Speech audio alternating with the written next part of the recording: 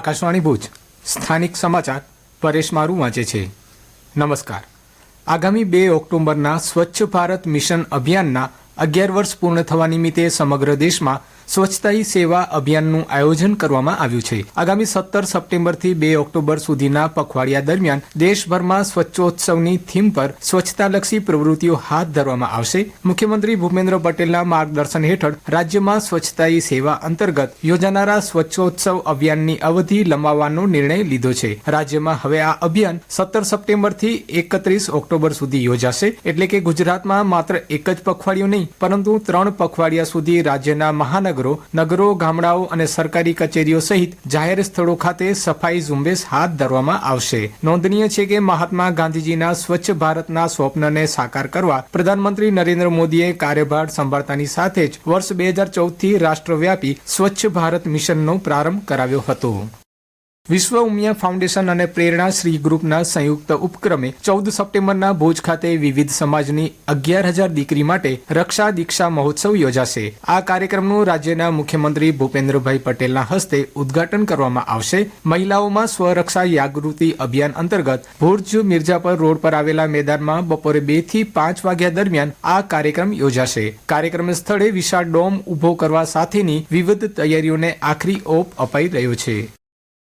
કચ્છમાં છેલ્લા 3 દિવસથી વરસેલા અનરાધાર વરસાદના પગલે કપાસના પાકને નુકસાન થવાની સંભાવના ખેડૂતો દ્વારા વ્યક્ત કરવામાં આવી છે। કચ્છમાં ખેડૂતોએ મોટા પ્રમાણમાં કપાસનું વાવેતર કર્યું છે, પરંતુ વધુ વરસાદના કારણે કપાસમાં ફૂલમાં પાણી ભરાઈ જવાથી પાકને નુકસાની થવાની શક્યતા છે। વળી ફૂટી ગયેલા કાલા પલળી જવાથી ઉત્પાદન અને ગુણવત્તા ઘટવાથી બજારમાં ભાવ પણ ઓછા મળવાની ખેડૂતોને ચિંતા સતાવી રહી છે। જોકે મગફળી સહિત અન્ય પાકો માટે આ વરસાદ કાચા સોના સમાન હોવાનું ખેડૂતો જણાવી રહ્યા છે।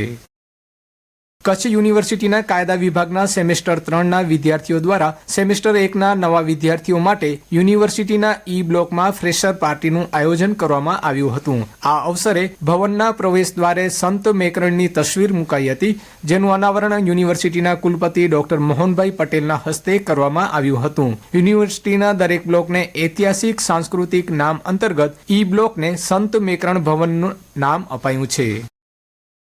અંજારના ધારાસભ્ય ત્રિકમભાઈ છાંગા તથા ગાંધીધામના ધારાસભ્ય માલતીબેન મહેશ્વરી દ્વારા કચ્છમાં નવા સ્થાયી પશુ દવાખાનાઓ બનાવવા બાબતના લેખિત પ્રશ્નના ઉત્તરમાં પશુપાલન મંત્રીએ જણાવ્યું હતું કે છેલ્લા 2 વર્ષમાં જિલ્લામાં 12 નવા સ્થાયી પશુ દવાખાનાઓની સ્થાપના કરવામાં આવી છે। અબડાસાના ધારાસભ્ય પ્રદ્યુમનસિંહ જાડેજા દ્વારા નખત્રાણા, લખપત અને અબડાસા તાલુકામાં નવા સ્થાયી પશુ દવાખાના શરૂ કરવા બાબતના લેખિત પ્રશ્નના ઉત્તરમાં પશુપાલન મંત્રીએ જણાવ્યું હતું કે છેલ્લા 2 વર્ષમાં કચ્છ જિલ્લામાં નવા સ્થાયી પશુ દવાખાના શરૂ કરવા માટે નખત્રાણામાં 3, લખપતમાં 3 અને અબડાસામાં 11 એમ મળી કુલ 17 અરજી આવી અને વર્ષ 2023-24માં 4 નવી સ્થાયી પશુ દવાખાનાની સ્થાપના થઈ છે અને વર્ષ 2025-26માં મંજૂર થયેલા નવીન સ્થાયી પશુ દવાખાનાની યોજનામાં 13 અરજીનો સમાવેશ કરી સ્થળ મંજૂરી અંગે રજૂઆતમાં છે।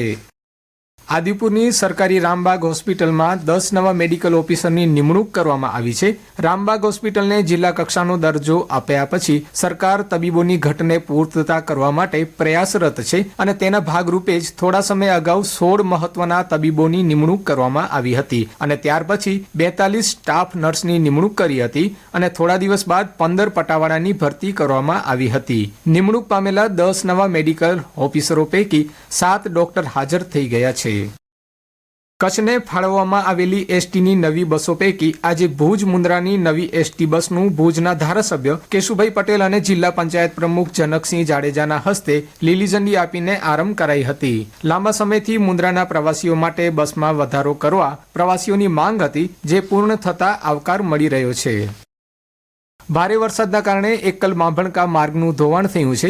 આ માર્ગમાં સાઈડની દિવાલ, બોક્સ કલવર્ટ અને માટીકામ હજુ ચાલુ છે। તેવામાં જ્યાં બોક્સ કલવર્ટનું કામ બાકી હતું ત્યાંથી ડાયવર્ઝન મૂકવામાં આવ્યો છે। વરસાદથી બોક્સ કલવર્ટની બાજુમાંથી માટીનું પાણીના તેજ વહેણમાં ધોવાણ થઈ ગયું છે અને માર્ગનું નુકસાન પહોંચ્યું છે। ખડીર જવાનો આ મહત્વનો માર્ગ છે અને લોકો માટે ઉપયોગી થઈ રહ્યો છે। કાચા રસ્તા પર લોકોની અવરજવર દરરોજ થતી હતી। આ માર્ગનું ધોવાણ થતાં લોકોમાં ચિંતા ફેલાઈ છે અને આ સાથે સમાચાર બુલેટિન પૂરું થયું। નમસ્કાર।